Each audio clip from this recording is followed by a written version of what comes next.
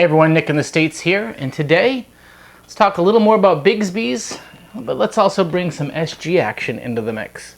It's my SG Classic from the late 90s, and it's got something kind of cool. It's got a Bigsby B3 on it with some magic as provided by Towner USA's DTB down tension bar. I'd done that a little while ago, did a Bigsby video kind of going through my enthusiasm for Bigsby's and also some of the guitars I have, which kind of most of the Bigsby line, I think I have a guitar with it on it. And as a result, Christian from Towner USA reached out, and he showed me a product I hadn't seen before, which is Towner's down tension bar. Easy way to see it here is you've got a single bar Bigsby B3, kind of the little Bigsby that mounts to the bottom for slim guitars. And then where your stop tail would be, what they've done is you pull off the stop tail, you slip in these two little end C's, and there's a hole in each of the C, two pieces of metal in this pin, and it creates kind of like the second bar of a Bigsby B7 in a spot that can be even closer to the Bigsby than what the bar is on a B7. So what this does is it allows me to use this type of bar Bigsby on here with the proper length on an SG, and it fits perfectly, where normally you'd have a horseshoe here. And I don't really like the look of a horseshoe too much on an SG. I kind of like, you know, the Maestro vibrato metal plate that's here, and they've got I don't like a Maestro vibrato, but I love the look on an SG from like the mid 60s. And this kind of apes that a little bit, and I think it just looks pretty sweet. When I first got this guitar, there's a mod you can do with a Bigsby, with a vibramate, and if you put a vibramate and screw it into the holes of the stop tail, screw a Bigsby B7 like that would be on a Les Paul, and you flip the back, this plate right here, you flip around backwards, pop the pin out, and screw it on. It worked reasonably well, but it looked like braces because it was between the plate that screwed in and then a really big honking Bigsby on an SG, which is a flat top and doesn't have a lot going on there. It looked a little cumbersome, and I ended up taking it off. So when Christian reached out and showed me this product, I was like, oh, beautiful. And they had a picture of an SG. I'm like, I know exactly where I'm going to put the first one on. And I think it looks just great. So they've got that. So you have the bar there.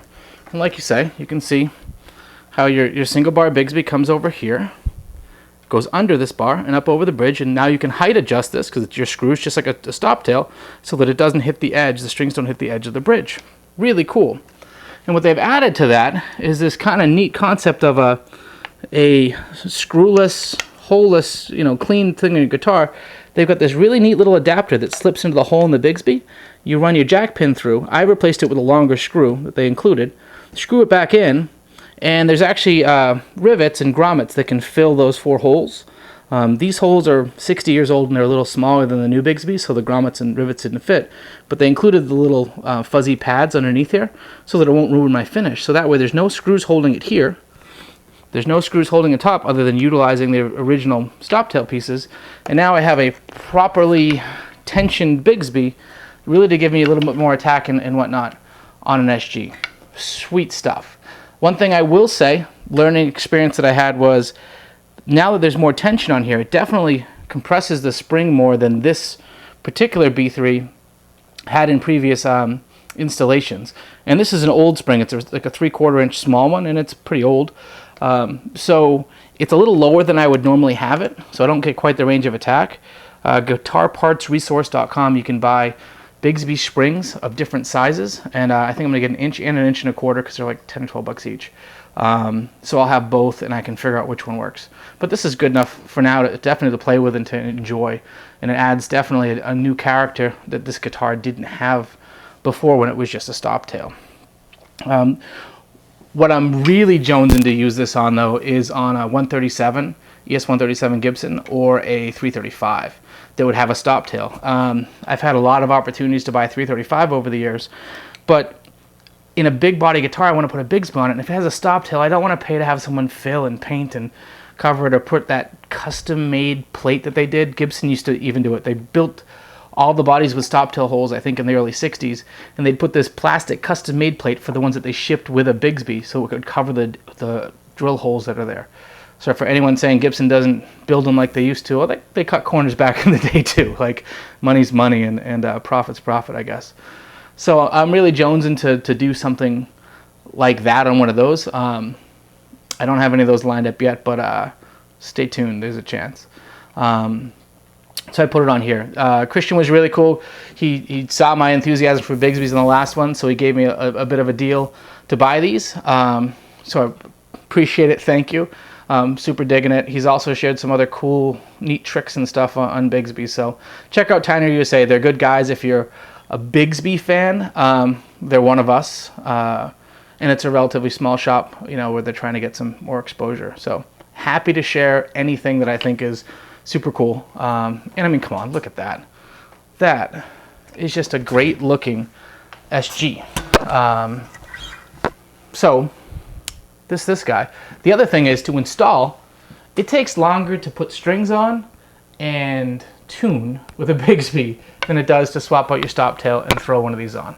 I'll put the price down below in some of where I've seen them. I can't remember offhand right now, but you can pick up a Bigsby B3 for about 110 bucks on eBay if you just look around long enough. So it's a little bit cheaper than a B7, and then you pick up the various types of kits. So there's a Les Paul kit as well, and the Les Paul, which I have a kit on, I'm going to put it on, I think, my Bulldog Bodies Les Paul at some point in the near future. And it has a V-block. Because of the spacing, I kind of need to slide this down, so there's a milled piece of aluminum block with the screws that pass through that would sit between the body and the tailpiece. So there's two kits there, and they have it in gold and in silver, so that you can fit one of these on a Les Paul as well. It's an interesting option. I'll try it out. I don't mind how a Vibramate looks on a Les Paul. In Les Paul, the B7 is kind of how it is, but if you have a B3 laying around, or you really just like that, here's some pictures right now of from Towner's website on different things to get an idea of what it looks like.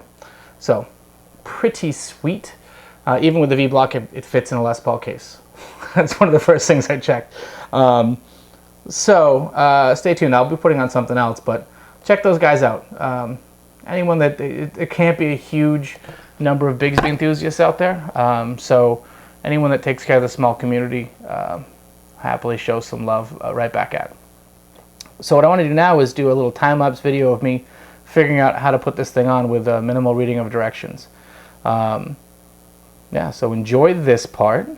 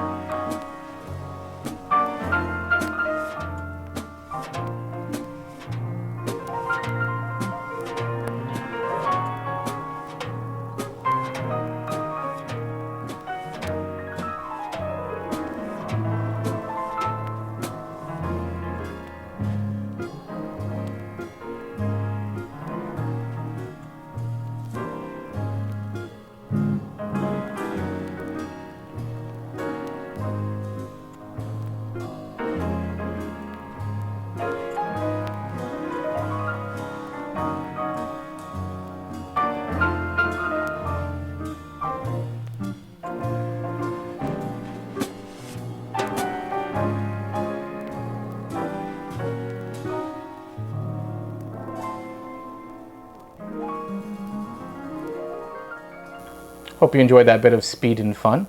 And like I say, check out those guys, townerusa.com, TOWNERUSA.com. Also have it down below. And if you like this, or if you like my personal madness of guitar acquisition and insanity, don't forget to subscribe. I always forget to say that. And thanks to everyone that has. It's fun. I love going back and forth with everyone in my videos, on their videos, all over the place. So thanks for checking it out. As always, I'm Nick in the States, and I've got issues. Have a good one.